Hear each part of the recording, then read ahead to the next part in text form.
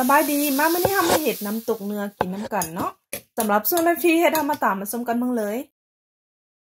เฮ็ดน้ำตกเนื้อเขาก็สิมี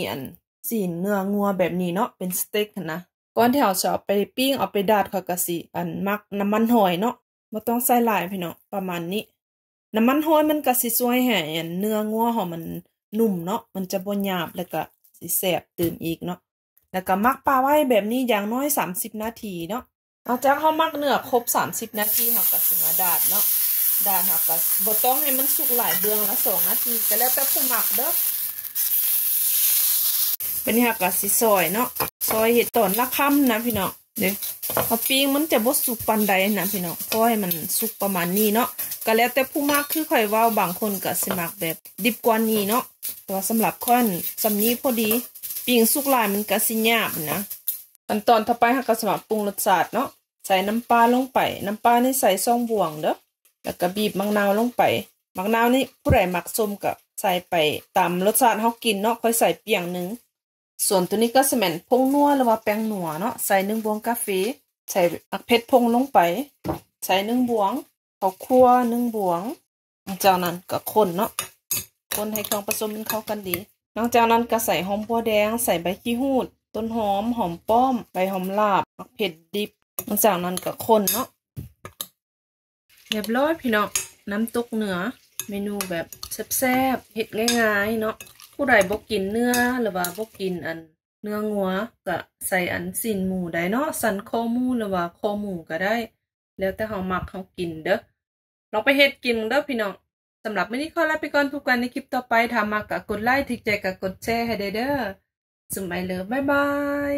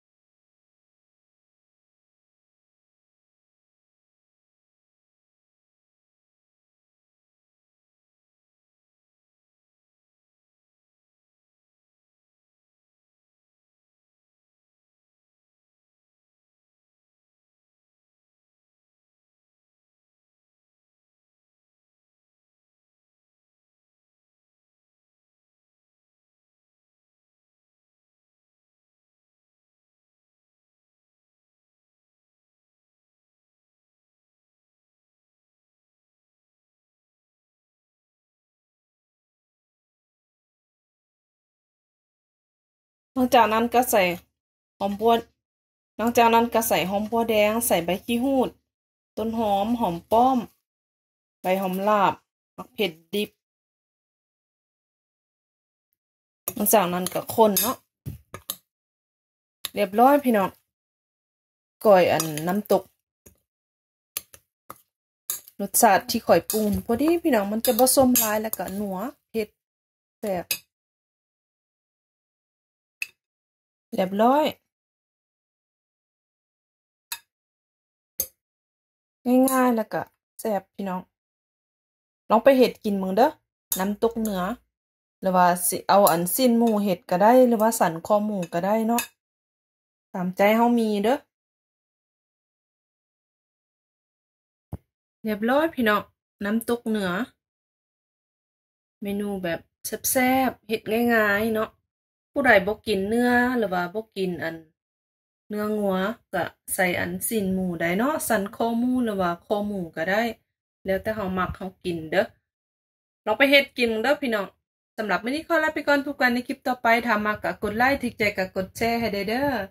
สมัยเลิฟบ๊ายบาย